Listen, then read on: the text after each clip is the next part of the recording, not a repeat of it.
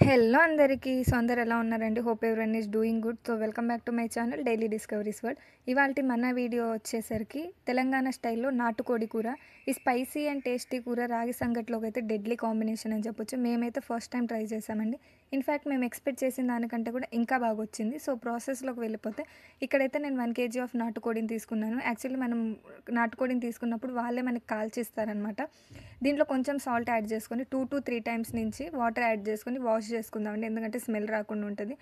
నాటుకోడి వల్ల కూడా మనకి నార్మల్ బాయిలర్ కోడి కంటే కూడా నాటుకోడికి మనకి హెల్త్ బెనిఫిట్స్ కూడా చాలా ఉన్నాయి. సో, ఇక్కడ నేనైతే 4 మీడియం సైజ్ ఆనియన్స్ అనేవి తీసుకున్నాను. అండ్ దాంతోపాటు 3 మీడియం సైజ్ టొమాటోస్, 4 పచ్చిమిరపకాయలు అయితే తీసుకున్నాను. దాంతోపాటు 50 గ్రామ్స్ ఆఫ్ ఎండు కొబ్బరి పౌడర్, 1 టీ స్పూన్ ఆఫ్ పసుపు, అండ్ దాంతోపాటు 1 teaspoon of jeera powder కూడా తీసుకున్నాను. 2 టేబుల్ స్పూన్ ఆఫ్ ధనియాల పౌడర్ని కూడా తీసుకున్నాను. సాల్ట్ తగినంత, అండ్ 1 ఇంచు చెక్క అండ్ 4 లవంగాలు కూడా నేను తీసుకున్నాను. అండ్ దాంతోపాటు 1 teaspoon of garam masala and కారం 3 టేబుల్ స్పూన్స్. బాగా నీట్గా క్లీన్గా వాష్ చేసి పెట్టుకున్న పుదీనా కొత్తిమీర కూడా తీసుకున్నాను. ఫస్ట్ ఆఫ్ ఆల్ ఒక చిన్న మిక్సీ జార్ తీసుకొని దాంట్లో మనం కట్ చేసి పెట్టుకున్న టొమాటోస్, ఆనియన్స్ అండ్ ఎండు కొబ్బరి. ఈ ఎండు కొబ్బరిని కూడా నేను ఎలా స్టోర్ చేశాను అనేది ఒక షార్ట్ పెట్టాను చూడండి. ఇవన్నీ యాడ్ చేసుకొని దీన్ని అయితే ఫైన్గా పేస్ట్ చేసుకోవాలన్నమాట. ప్రెషర్ కుక్కర్లో 70-80 గ్రామ్స్ ఆఫ్ ఆయిల్ అనేది యాడ్ చేసుకున్న తర్వాత మనం కట్ చేసి పెట్టుకున్న ఆనియన్స్ని కూడా యాడ్ చేసుకొని ఆనియన్ గోల్డెన్ బ్రౌన్ కలర్ వచ్చేదాకా వీటిని అయితే ఫ్రై చేసుకోవాలి. వన్స్ ఆనియన్ గోల్డెన్ బ్రౌన్ కలర్లోకి చేంజ్ అవుతున్నాయి అన్నప్పుడు 2 టేబుల్ స్పూన్స్ ఆఫ్ అల్లం వెల్లుల్లి పేస్ట్ని యాడ్ చేసుకొని ఇది పచ్చివాసన పోయేదాకా ఫ్రై చేసుకోవాలి.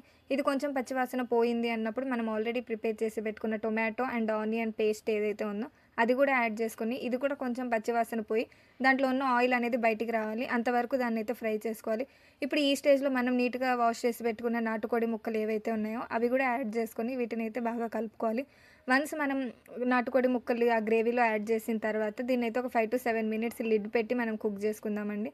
5-7 మినిట్స్ తర్వాత లిడ్ తీసేసి పసుపు అండ్ మన రుచికి సరిపడా సాల్ట్ని యాడ్ చేసుకొని 3 టేబుల్ స్పూన్స్ ఆఫ్ కారం, 2 టేబుల్ స్పూన్ ఆఫ్ ధనియాల పౌడర్ని యాడ్ చేసుకొని దీన్ని అయితే బాగా మిక్స్ చేసుకోవాలి. ఇప్పుడు మన గ్రేవీ కన్సిస్టెన్సీకి తగ్గట్టు మనమైతే వాటర్ యాడ్ చేసుకోవాలి. మేమైతే రాగి సంగటిలోకి చేసుకున్నాం కాబట్టి మేము కొంచెం గ్రేవీ లూజ్గానే చేసుకున్నాం అనమాట. మీకు కనుక థిక్ కన్సిస్టెన్సీ కావాలంటే వాటర్ని కొంచెం తగ్గించుకోండి. వాటర్ యాడ్ చేసిన తర్వాత ఒక 6 విజిల్స్ అయితే తీసుకోవాలి. 6 విజిల్స్ తీసిన తర్వాత ఒకసారి మనం లిడ్ తీసేసి చూస్తే కర్రీ అయితే ఇలా ఉడుకుతుందన్నమాట. సో, కర్రీ ఇలా ఉడుకుతున్నప్పుడు ఇప్పుడు దీంట్లో మనం గరం మసాలా అండ్ మనం తీసుకున్న జీరా పౌడర్, కొత్తిమీర, పుదీనా కూడా దీంట్లో యాడ్ చేసుకొని లాస్ట్లో 3-4 పచ్చిమిరపకాయలు కూడా యాడ్ చేసుకోవడం.